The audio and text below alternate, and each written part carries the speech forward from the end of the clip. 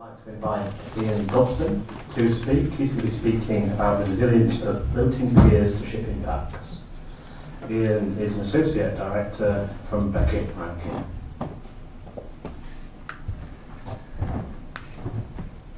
Thank you, Ed. I see a few Tideway members of the audience a bit scared after that last presentation, I think. Some live topic there for sure. I'm going to talk about vessel impacts with floating piers. Why floating piers? Well, I think by their very nature, a floating pier is incredibly exposed. They are protruding into a river or waterway, and are probably in very close proximity to the navigation channel. Often these floating piers are public spaces. They host quite a significant number of people. And of course that means that perhaps the consequence of an impact could be quite severe. As we've heard in some previous talks, berthing operations themselves mean that there's probably an increased likelihood of impacts occurring. By impacts I mean perhaps accidental impacts or onerous impacts that you may or may not have designed for. Floating piers are actually relatively small. They're not massive structures. They're not big retaining walls with large amounts of mass.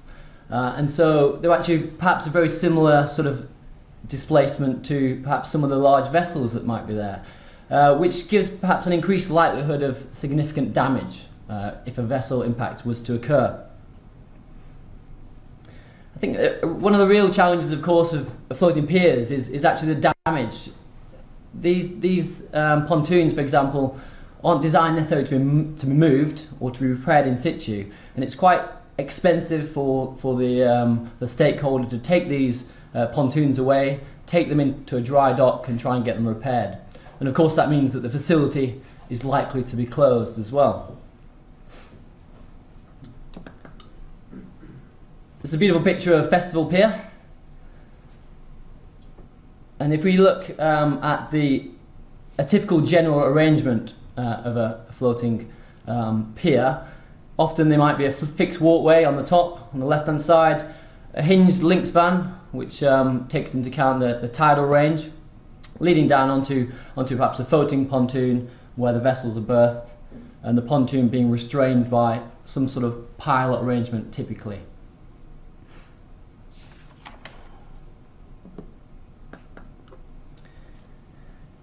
Just looking at some design considerations, it's actually very challenging as a designer. We know that 6349 has good sort of guidance on impact energies, but it's very challenging when we're looking at inland waterways and often smaller craft, and particularly when we're looking not at a berthing operation, but perhaps an accidental case that might not necessarily be picked up there. We've talked about ships and things previously, and they are quite well sort of this Lloyd's Register, for example, of certification, and this doesn't actually necessarily apply to a pontoon. Some of the pontoons on the Thames and other places are certified to Lloyd's Register, but there's no requirement to do so. And I think this is a challenge for the maintenance as well, because over time the maintenance perhaps might not have necessarily been budgeted for as well as it should have been, and often maintenance isn't quite as good as it should be. General considerations that we do like to think about when designing these. As I mentioned, accidental impacts. It's important to try and work out what our design energy might be for an accidental impact. And it's not necessarily straightforward. We could talk about various ways of looking at the risk assessments and navigational risk assessment. But it is also important to remember that the facility is unlikely to be able to take the largest possible impact, certainly not survive in a very good state. Some of the key considerations are, of course, protecting passengers. Use of the pontoon. In the event of an impact, what we don't want is the pontoon to break free, for it to capsize, for it to sink. And the link spans. Link spans are particularly vulnerable They're vulnerable because they aren't very tolerant. The side impact to a link span is going to probably result in quite significant failure. Not only that, is the consequences of that failure could be quite high. People on the pontoon, for example. And there is a thought process is that people shouldn't be queuing on a link span. You don't want people to congregate too much on a link span, large amounts of people, because that would only exacerbate the potential impact.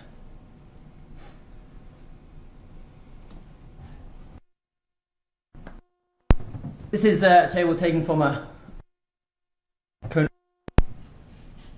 This is mainly to highlight some of the possible worst cases that you might consider on the River Thames. A number of different vessels. And of course each particular vessel is relevant to a different part of the river. Generally speaking, the large vessels, of course, further downstream. The numbers in this table are very onerous. They're very high amounts of energy, and that's mainly because of the speeds in this table are pretty high, full steaming speeds, perhaps with some tidal vector in there as well. And the end result is they get these very large numbers of energy, which is 37, 25 sort of megajoules, which for the purposes of floating piers is very large, and we'll try and put some context into that in a second. I think a particular note is a common design vessel here, which is a tug and 3 barges, the middle right-hand picture there. But I would sort of caveat and say it's quite clear that an impact from this vessel or this string of vessels isn't quite going to be as onerous as the 24 megajoules there. Actually, it's more of a duh, something like that. So how do we absorb energy in the system? First of all, on the right-hand side, we've got a generic force displacement sort of diagram, where energy is, of course, the integral of this curve. It's a generic one there, and what you could do is perhaps build up a number of these force displacement diagrams to allow you to calculate the total energy absorption within a system. So right on the outside of the pontoon we might have some external fenders, face fenders, which we might typically design for. We might design them for the typical berthing scenario, whatever our vessel is that we want to take in at the pier. Next in the sort of system might be the pontoon displacement. Pontoon displacement is a really good sink for energy because it's where the real mass is, the real displacement that you can allow to move. We've got a number of components there, and it's a really useful sort of way of adding some energy absorption capacity into our structure. Next here is the pontoon pile connection system. So we want to think about how we're going to design our connection to our piles. One of the key reasons for that is we actually want to protect the piles. The piles are actually a really important and expensive bit of infrastructure. Can't take them away, very difficult to repair, and it might take something like a jacket rig to come and install perhaps 2 new piles or something. Very expensive for the client to repair. Next is pile deflection, of course. So if we've moved our pontoon, we've taken it in the connection system, then our piles start to deflect. If our piles deflect, we've got more energy to be absorbed. Further down the list, getting more and more onerous, I think, and more energy being absorbed, we've got perhaps a connection failure. So the pile to pontoon connection might fail, which gives us the potential to move even further. And of course on the face, the pontoon itself might well buckle. We might well get some big indentation or crumpling of the pontoon, which is a good way of absorbing energy, but it could lead to, of course, the berth being closed.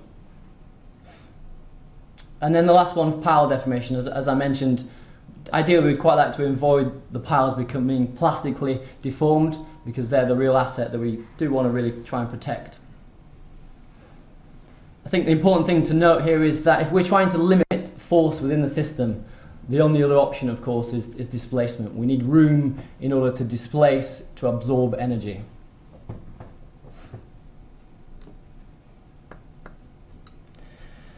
Just a little look at some sort of typical details within a pontoon. On the left we've got a very sort of standard pontoon pile connection, but you'll see the arch fender. There's an arch fender against the pile here.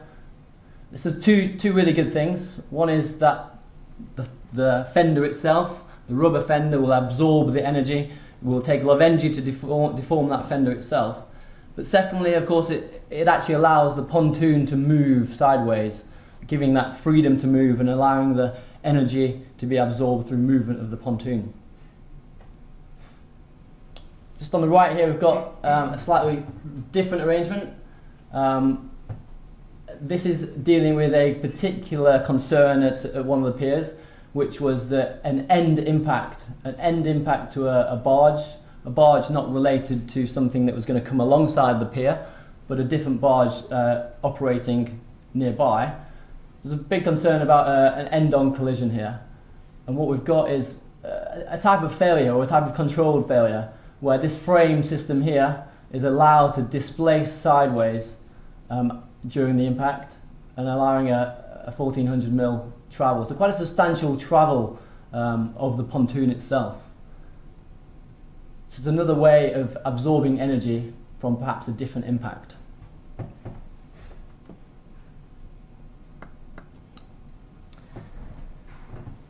Just going to look at some special protection systems here.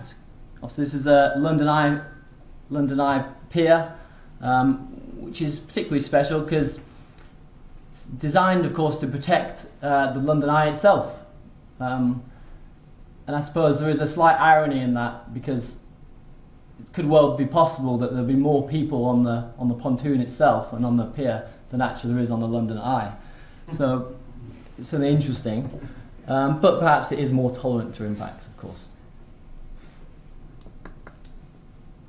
So looking at this in a bit more detail, this was designed for 12 megajoules of impact, and if we go back to that previous table, that's sort of half some of those numbers that we've seen. But in this system, we're talking about serious bits of kit. These two down here are big energy absorption pistons that deform and take a large amount of force with a large amount of travel to absorb. So in here we've got the main energy absorber within this pontoon, which actually absorbs the energy from these floating booms.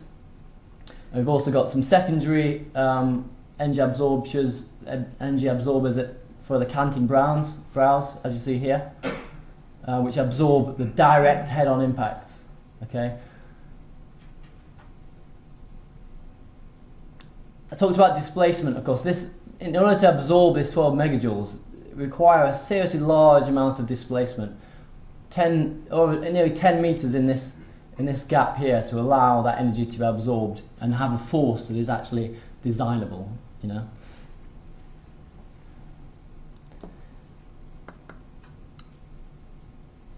So here we go. Here's a video of perhaps it in action. Let's see if we can press play. I don't know if we can. I'm gonna press play.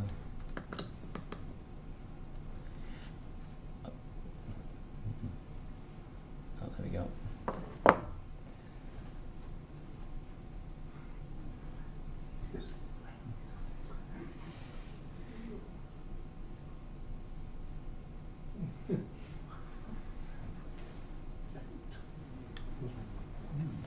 So, sort of quite interesting. I suppose bear in mind that it's not a ginormous vessel. It's, you know, sizable. And what actually happened was it activated the brow energy absorber there, and sort of protected this system anyway. Nothing major happened, but apart from a few shocks of these various people, there was some quite significant damage, of course, to the pontoon itself. Needed quite significant repair, but certainly not out of the ordinary, or at least very feasible that these impacts might happen. I talked a little bit about link spans. This here is how do we look at protecting link spans that can potentially be quite sort of exposed at high water levels. This here is just a fairly simple but little crumple zone on the side of the link span, aimed at protecting protecting the link span itself just through allowing that sort of sacrificial element on the outside of a link span. As I mentioned before, avoiding queuing on link span it's quite an interesting way of sort of managing the entire facility, you know, trying to avoid the consequences. Just a little summary about some of the possible consequences of impacts and how we might try and mitigate them. On the top end, we've got maybe sort of small things, plastic deformation of fendering. We might rip a fender off from a glancing blow, or overstress a fender that's not designed to take such energy. Fairly easy to mitigate, of course. We can just have replaceable units in situ. Pontoon buckling, again, it's not ideal because of one of the problems is that repairing them can be very difficult. And you might result in a facility being closed for an extended period of time. How do we design against that? Well, stability, of course, is the key issue here. We need to design for compartmental design with buoyancy contingency and making sure that under a 2 compartments flooded scenario that it is still stable. Pile guide failure, some good and bad ways. You might use it as a way of absorbing energy. But the important thing here is that some redundancy in how the pile guides are placed, in that the pontoon won't become detached. Perhaps some secondary chains might be appropriate. Pile deformation and failure, again, very expensive. Heavy marine plant required, perhaps a jacket rig. Expensive to do. And so that's why we spend a bit of time thinking about our pile guide design, trying to protect our piles with some fendering, so that we try not to allow that force to be transmitted straight to the piles. Link span we talked about a little bit. Perhaps you might consider special protection measures, which might be your floating booms. It might be dolphins in the river to try and really protect that fairly vulnerable structure. So some conclusions here. Well,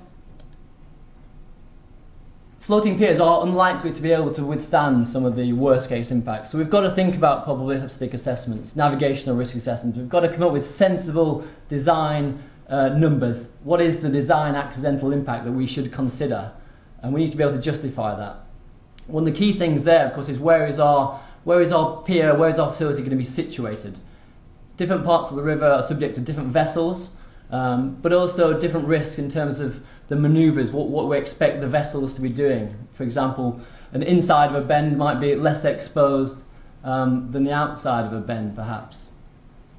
And also the risk to the link span, of course, is very much dependent on how it's angled, how much depth there is there, and what the likelihood is of an impact occurring.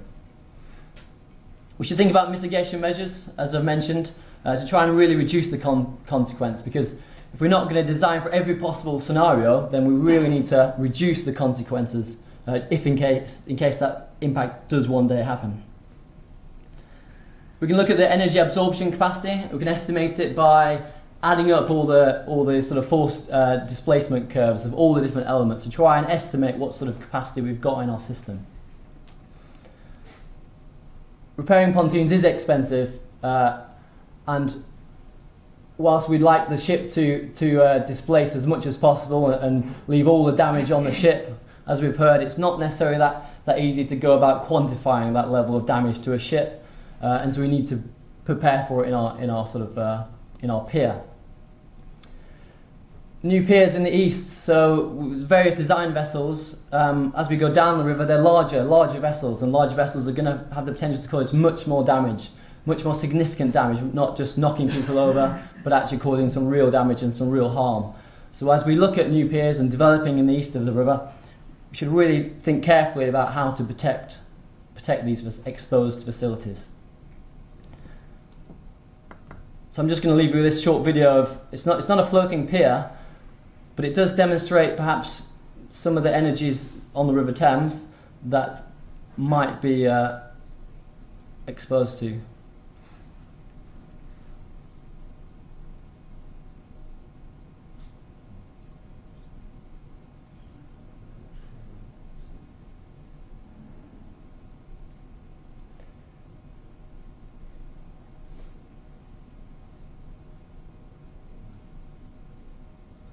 again it hits with the stern.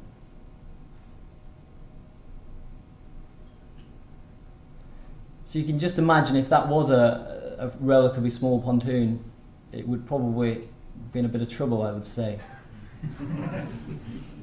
But this is actually Northwich. It's not very far down the river, and it wasn't trying to berth here. It's not a berthing operation. This is just trying to get around the corner of the river. So it's perfectly plausible that we could have a facility in this sort of area.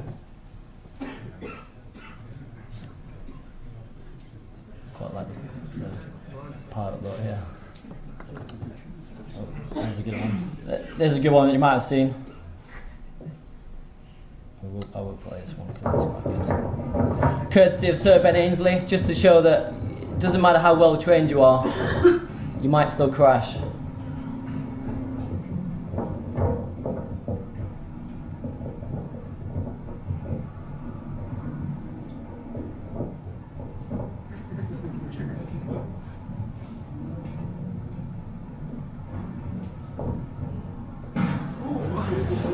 Quite like it with the sound there, it's quite good, isn't it? Certainly an expensive way to crash. Thank you very much.